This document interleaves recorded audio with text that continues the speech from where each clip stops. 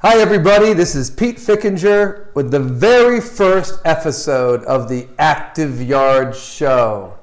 And I'm very excited that with today's show, we have a special guest, John Diguiseppe, partner and founder of the Fence Authority, one of our very first Activeyards dealers. John, welcome to the show. Pete. Thanks for having me on the show.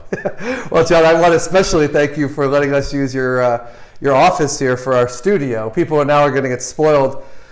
Listen, we're just starting this show. Obviously, this is the very first episode. This is the first time I've ever spoken into a camera or a microphone in my entire life, so bear with us.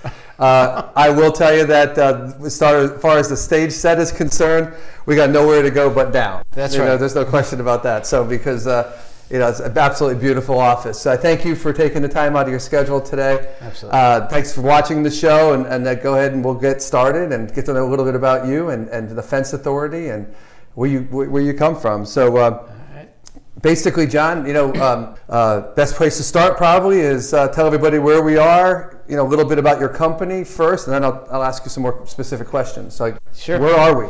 We are in downtown Pocopson, and it's really happening place. And the funny story about that is when we opened this business here, people were like, why are you so off the beaten path? And I'm like, I think people are going to find us a lot of other ways than just driving by our place. And so here we are, right? 20 years later. You knew there was going to be an internet. You knew there was going to be Al Gore and I were working together on inventing the internet. So here we are 20 years later, and it's worked out pretty good. So who are we? We're the Fence Authority. So when we started this business, our plan was to provide a service to people that would be unparalleled. Yep. We really wanted to. It was born out of the normal mindset of fence installations, and but we knew that there was a good retail business. I had learned from other guys in the business that I used to look up to all the time, and we knew that would be part of the business, but that's where it isn't where we started the business. So we started building this business out of a warehouse just down half a mile from here, and we started gathering great people. And every person that we gathered, we did our best to make sure that they were on board with the plan, and the plan was to provide a great service. Short of quoting our vision statement, our mission statements, and all that. We just wanted to be the best at what we did. And by being the best, we knew that the customers would come, the people would come, and the profits would come. Did you think from the very beginning that you were going to have more than one location? And I think you have, 3 today? 4? 4 total. 4? Yeah. Did you ever have that in the business plan from the very beginning? Sort of. We had a bunch of different names that we were tossing around back in 1996. One of them was sentry fence, like a big sentry standing there, like a Roman sentry holding, and as a guardian, so fences guard you. But we felt, and there was more local names, Chester County Fence, Westchester Fence, and we felt that if we were ever to kind of grow it and roll the company out, the Fence Authority would be a good name. Meaning, the Sports Authority was kind of big at that time. It was big, so.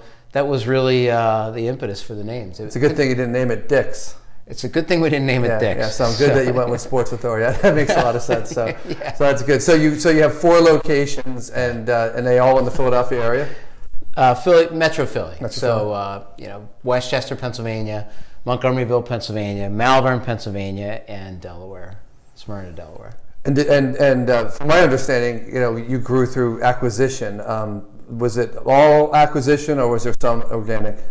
So it was both. It initially started with acquisition. So it started with organics. Like, we were just growing the business. And great story. I was driving to the beach one day with my family, and I get a phone call from the current in 1999, 2000, 2001 owner of another business. Mm-hmm. And he said, I want to retire. You want to buy my business? And the answer was, yeah, sure. He said, well, you got to come here today because I want to sell it today. Oh, my God. And I'm like, well, I'm on my way to the beach with my family. Can I come on Monday? He's like, nope, today. And people listening, just so you know, watching the show, pay attention to these calls. This company is describing a legendary company, 100-year-old company, right? 100-year-old company. So I convinced the guy to let me come on Monday to keep my wife and kids happy. And so Monday I drove up to there and we cut a deal. We cut the deal in the yard on a 2x4. We literally had the 2x4 and we were writing numbers on it. And by the end, within an hour, we had a deal. Yeah. I think it was really a suffering owner. And for those of you who don't know, that's Rusticraft Fence Company, and it's in Malvern, Pennsylvania, right? Definitely should Google it, look it up. He's got some great old-time photos on there. I think it's pretty awesome. I did some research. Yeah. Take a look at that. It's awesome stuff. 100-year-old company, building fence every day. Yeah. All those years. So that was kind of cool for us. We were able to, get all this legacy, behind us. And then a year later, another opportunity shows up, and it was a company that you might be familiar with. It was called C&D Fence. I know that a little bit too well. Yeah. And so we bought C&D Fence, and then, by 2007, we decided to expand to Delaware. So we opened up the Delaware store, and then, times got tough, and we felt like, the pie's getting smaller, so we need to get a bigger piece of the pie. And the bigger piece of the pie was just to keep expanding. So we bought Fort Washington Fence Company, and then the fence guys came into the fold, and now it's all one big happy family, Fence Authority. Yeah, that's amazing. Yeah, it's fun. So, so you have a couple partners? I do have a couple partners. Who are they? Dave Giorno and Steve Lauriello. Different skill sets? Different skill sets. The beauty of that is that we all bring something different to the table, and with different levels of intensity. I tend to just kind of run with an idea, and then Steve will grab me and say, "Hold on a second, let's go through slow down." You can relate, right? Yeah. I wish I had someone like that. And Dave's very pragmatic, very practical. Always looks at let's take this step, let's do this. And the bottom line is the one thing we have in common, the three of us, is we all want to be the best, and we all want to take really good care of our people.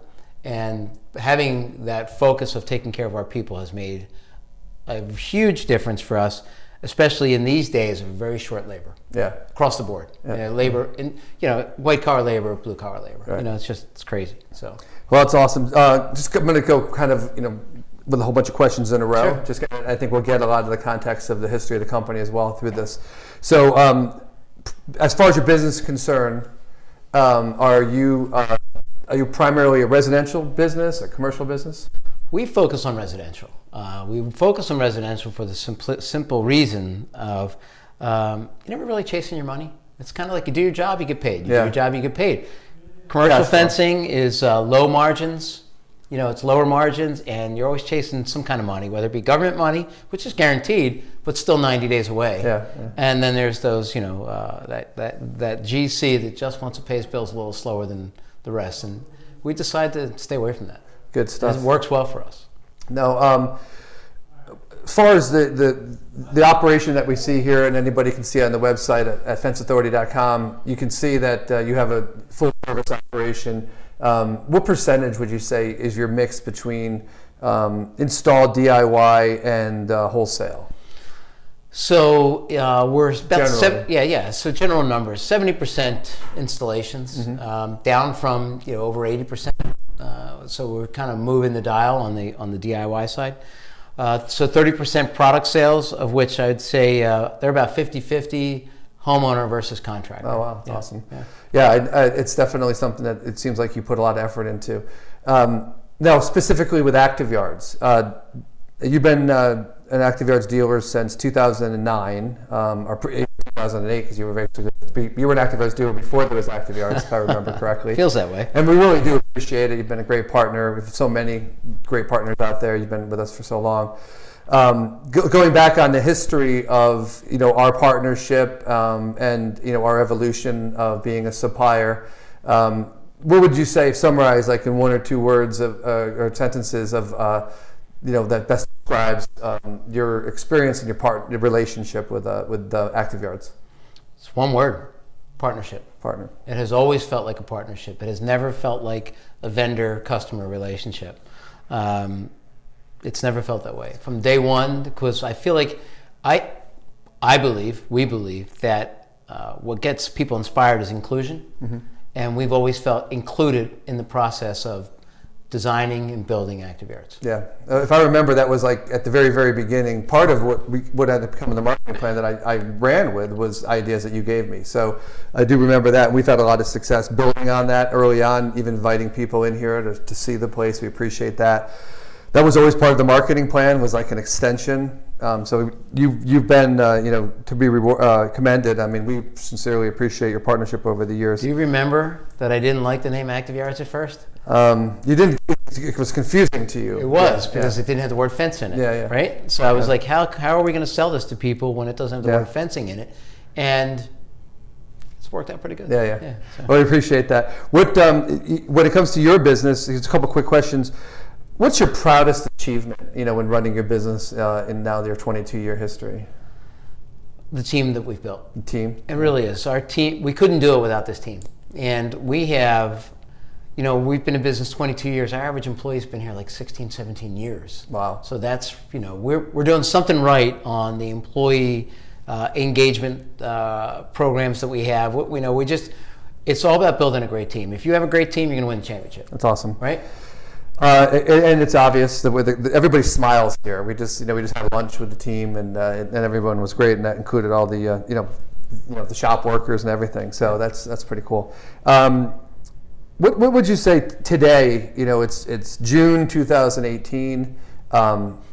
What is your biggest challenge today as a business owner running a fence company in the United States? Like, what is your biggest challenge? There's two things that come to mind. They come to my plate on a daily basis, and one is expanding the team, finding quality people to help grow the team. On the services side of the business, the installation side of the business. You and I have used this term so many times. You can only dig so many holes because you only have so many guys to dig those holes. And just today, I was talking to our marketing director, and my idea was, the idea of the day. Do you think we can find women to install fencing for us? Because they're reliable employees, they work hard. You get them to assemble fencing. Whichever. Yeah. So it's a good idea. So we're exploring the best ways to advertise that and not get ourselves in trouble. Well, it's interesting because if you look at our factories, I would say that they're probably over 50% women. Yeah. See. Well, there you go. In the factory. Yeah. So that's the thought. Growing the workforce is a big challenge. Biggest challenge. Yeah, I hear that. In addition to that, it's kind of funny. We've been at the same level of sales for about 2 or 3 years now, and I'm trying to sort out the best way to grow the business. And I keep thinking product sales is the way to do it. I think the way to grow it too is profitably. That's the word. Well, it's always profitably. I've always been top line never made a difference to me. It was always the bottom line. So, well, we're going to talk a little bit more about that with Activeyards over the next few months. Is really talking about how to grow the business without adding to the overhead. So that's a big part of the puzzle. What would you say is your single most important decision that you've made in the past, say, 20 years with the business that has given you the success that you have today? So, there have been a lot of important decisions along the way, as you can imagine. Everything from choosing the right partners, to hiring the right people, to identifying, marketing strategies, things like that. Yeah. When we partnered with Activeyards, some good things came from that for sure. Number one, for 2 of our major products, vinyl and aluminum, it went from vendor relationship to a partnership, as we talked. Like you had with wood. I mean, you had something like that. Exactly. In wood. From my experience being upstream in wood, exactly. Yeah. And it did. And on the wood side, it always felt like a partnership. Yeah. But then we were able to fix that. And not taking anything away from previous vendors. I mean, we had some good vendors we worked with, but there was no protected territory. There was no co-op. There was no branding assistance. Yeah. And in addition to that. There was just no bonding. I mean, it was, the bonding was you went to the fence show and somebody bought you dinner. Yeah. This with Activeyards, it's a little overkill. We've done everything. You've done it all. Took me to Mexico. So anyway, so that was a big decision and an instrumental decision for a lot of reasons. Yeah. One of them being, of course, and one of them is we learned a lot about marketing from you guys. We learned the good, better, best concepts, which we understood.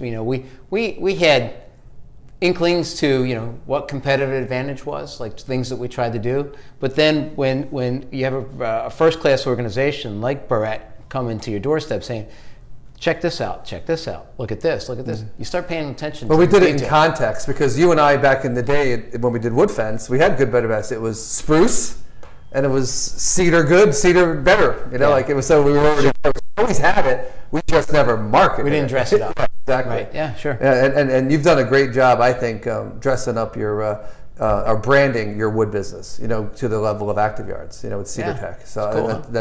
And I encourage anybody that's out there that hasn't done this yet. John's done a fantastic job with balancing Activeyards as being the aluminum and vinyl part of his business, to branding his wood business as an actual brand of Cedar Tech, which makes the Fence Authority with two major brands so much more cohesive and logical, and it provides balance for the customer, I think.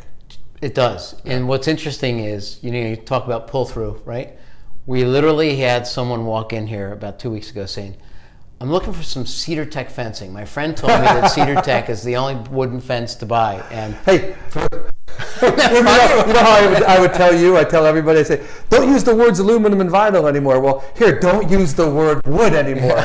Take wood totally out of the context. So you could definitely go with that.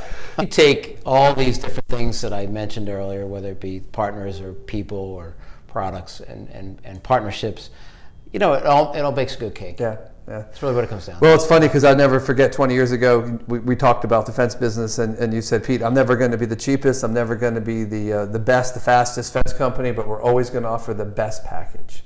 And that was something that I thought was awesome. And I think that in our relationship, that's what we're trying to do. How are we looking for time there, cameraman? Doing pretty good on time? Okay.